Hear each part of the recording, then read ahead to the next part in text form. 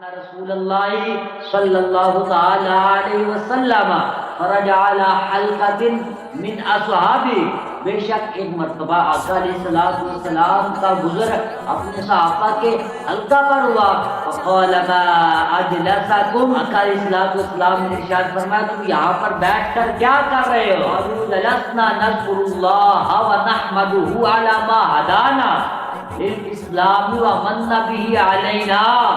سبحان اللہ، صحابہ نے پتہ کیا کہا؟ صحابہ نے کہا یا رسول اللہ ہم اللہ کا ذکر کرنے کے لیے یہاں پر بیٹھے ہوئے ہیں، اور آپ کی صورت میں اللہ نے جو ہم پر احسان کیا ہے، آپ کی وجہ سے اللہ وحدہ لا شریک نے ہمیں جو سیدھا راستہ دکھایا ہے، ہم اللہ وحدہ لا شریک کا شکریہ ادا کرنے کے لیے یہاں پر بیٹھے ہوئے ہیں۔ لیکن صحابہ کیا کر رہے تھے؟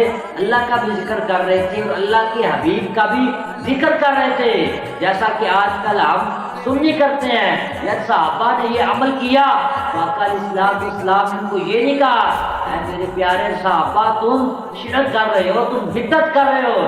جب آقا علیہ السلام نے منع ہی نہیں کیا تو پتہ چلا یہ جو ہم کام کرتے ہیں، جلوس نکالتے ہیں، آقا علیہ السلام کے میلاد پر محفل کا انعقاد کرتے ہیں، یہ سب کچھ جائز ہے۔